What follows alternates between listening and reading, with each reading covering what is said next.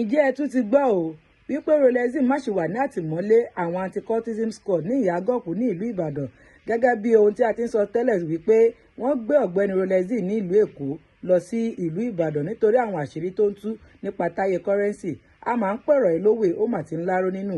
Òun ló mú káwọn ènìyàn jáde pàápàá jùlọ Búkújàkà wípé kí nìdí tí wọ́n fi máa ti arákùnrin mọ́lé láti ìjọ Friday títí di wákàtí yìí gẹ́gẹ́ bí wọ́n ti ṣe ń sọ wípé kì í ṣe òun nìkan ló kọ́kọ́ máa tú àwọn àṣírí lórí afẹ́fẹ́ pàápàá jùlọ àwọn ọmọlẹ́yìn Taye currency wọ́n tú ọ̀pọ̀lọpọ̀ àṣírí tí kò rẹ̀ sí ẹnikẹ́ni tó ṣe kíni tí wọ́n gbé wọn àmọ́ kí ló wá dé tó pé Rolex Dee ló sọ àwọn ọ̀rọ̀ yìí tí wọ́n sì tún gbé ọ̀rọ̀ yìí náà dìbò lọ yà mí lórí afẹ́fẹ́ o ẹ jájọ wo fọ́nrán yìí láti ẹnu Búkújàkà àwọn ọ̀rọ̀ tó ń sọ àti bó ṣe ń bẹ àwọn ìjọba ìpínlẹ̀ Ọ̀yọ́ wípé kí wọ́n tú arákùnrin yìí sílẹ̀ wípé ṣèbí ọmọ Ìbàdàn náà ni arákùnrin Rolex Dee yìí wípé kí wọ́n tú o ẹ jájọ gbọ́ láti ẹnu Búkújàkà.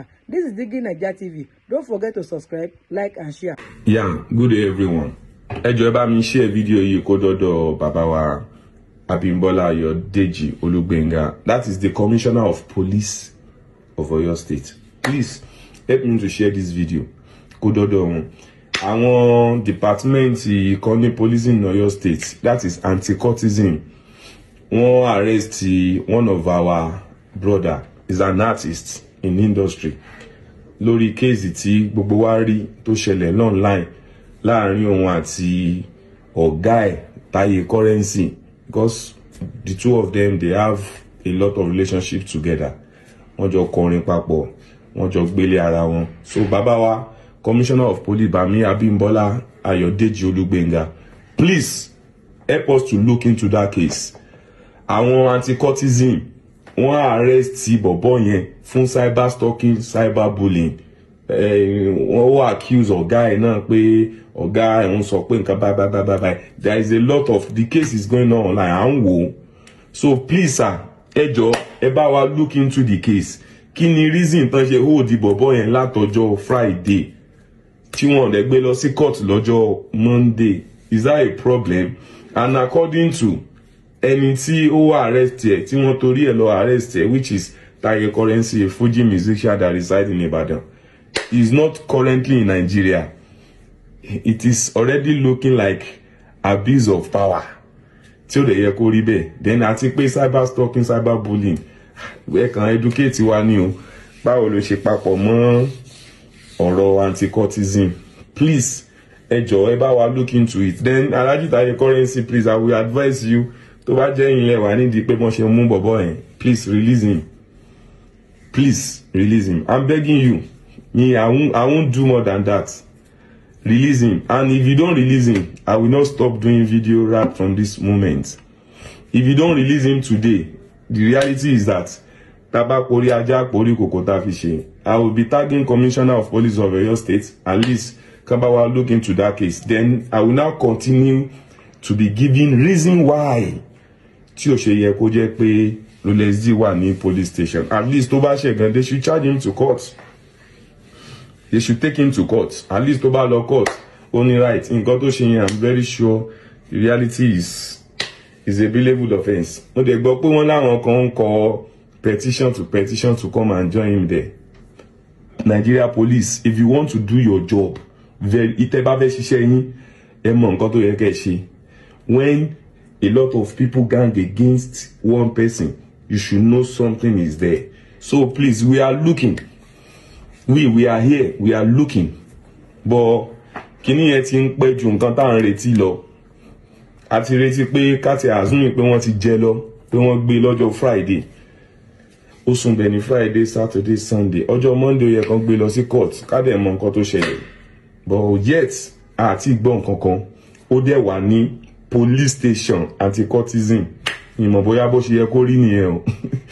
Ìmọ̀ bó ṣe yẹ kó rí nìyẹn. Please help me to share this video. Ẹ jẹ́ kó dọ́dọ̀ bàbá wa náà dáadáa. His Excellency Governor Abiodun Seyi Makinde. Ẹ jẹ́ kó dọ́dọ̀ bàbá wa Olubadan tilẹ̀ Ìbàdàn. Ẹ jẹ́ kó dọ́dọ̀ àwọn èèyàn kìmíkìmí tó wà nílùú. Ọmọ Ìbàdàn náà ni Rolex Dee náà. Ọmọ Ìbàdàn náà ni Taye currency. They are both Nigerians. Mo dẹ̀ sure pé orí kan ojú kan lọ. They both have issue. Please, I really don't want to preach this to people as abuse of power.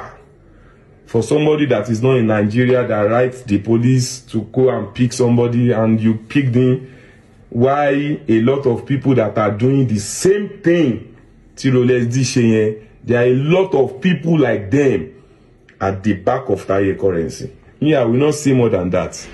And I will beg you, please, Baba, Commissioner of Police in Oyo State, Bami Abimbola Deji Olubenga, Ejo, please help us to look into that case. Help us to look into that case, please. Because that of your Friday, O1 police station, she called to Shisheni. I'm very sure pé ojú ti làjú gbogbo orú nǹkan yẹn lọ. A kàn máa dàbí pé ṣé Naija wà lófin mọ́ ni, ṣé Naija ò ṣe gbà ni, and ẹ mọ̀ pé ẹ̀yin ọlọ́pàá ọ̀rẹ́ aráàlú ni.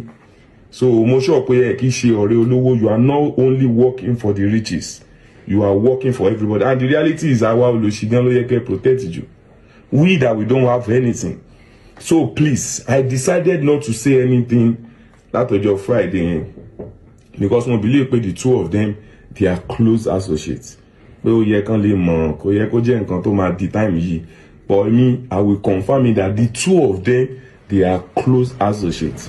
Ó gbélé wọn, wọ́n jọ ṣorin papọ̀, wọ́n jọ ṣe fídíò, wọ́n fún lówó. So, and torí títí Taye currency yìí, nǹkan tí currency arrest ẹ̀ fún ọmọ yẹn, ó ti ṣe bẹ́ẹ̀ fún a lot of people. Ó ti ṣe bẹ́ẹ̀ fún a lot of people. Àwọn èèyàn arrest ẹ̀ bóyá torí pé àwọn yẹn believe pé àwọn ò ṣe nǹkan tí bọ̀bọ́ yẹn accuse àwọn fún mi. So I'm begging you, tó bá dẹ̀ jẹ́ pé ẹ need èmi náà, you can send an invite. I promise I'm going to come. Tí ó bá dẹ̀ jẹ́ pé bí wọ́n ṣe ń arrest àwọn èèyàn yẹn náà lè ṣe fẹ́ arrest èmi náà, èmi ò tiẹ̀ ní fún yín problem rárá. Apẹtẹ Ìbàdàn ni mò ń gbé. There's no problem about that. But that guy, please, Ejo, about Commissioner of Police, Bami Engineer Olubadan Seyi Makinde, His Excellency, and every other good people about look into that case. Ọmọ èèyàn tí ò léèyàn ni, please help us to look into that case. Although the guy offended me because of Taye currency, ó gbé mi náà ṣe pé ó bú mi rí, kò ló ń ṣe mi nìkan o, èmi àti the Wood Santana. Yeah, I don't want to talk much. After this video, tí bá release Rolex Dee, màá máa sọ reason tó pọ̀ gan tó ṣe jẹ́ wípé kò ń ṣe Rolex Dee gan ló yẹ kẹ́ arrest rárá. I will be giving you a lot of reasons tó jẹ́ pé kò ń ṣe Rolex Dee gangan ló yẹ kẹ́ arrest, and I will tell you very soon ẹni tó yẹ kẹ́ arrest gangan tó jẹ́ pé òun ló kó èèyàn bí Rolex Dee sẹ́yìn. Very soon I will drop the video if they don't release Rolex Dee. And Baba, our Commissioner of Police in Oyo State, please help us to look into this. Taye currency, èmi ò má bẹ̀ yín, ẹ lọ ní kàn fi bọ̀bọ́ yẹn sílẹ̀. Please, you have a name to protect. Gbogbo ilé táwọn mú gùn àwọn ọmọ òpònú tẹ́yìn wọ́n comment lọ́ndà comment section yẹn tí wọ́n sọ balabala pé I'm the next to arrest, I'm the next to arrest. You know better. Èmi ò fọ́ o, and èmi ò tí ẹ̀ ń ṣe, èmi ò ń ṣara yín. Torí pé ọmọ yẹn jẹ́ ara yín, òun ló jẹ́ kó easy fún yín láti arrest ẹ̀. So I won't say more than that. Release Rolex Dee, free Rolex Dee now. So a ò ní rí jù bẹ́ẹ̀ lọ lórí ètò lónìí. Bó bá ṣe máa lọ láwọn máa mú àṣetì gbọ́ yín. Ẹ ṣé o, ó dìgbà kan náà.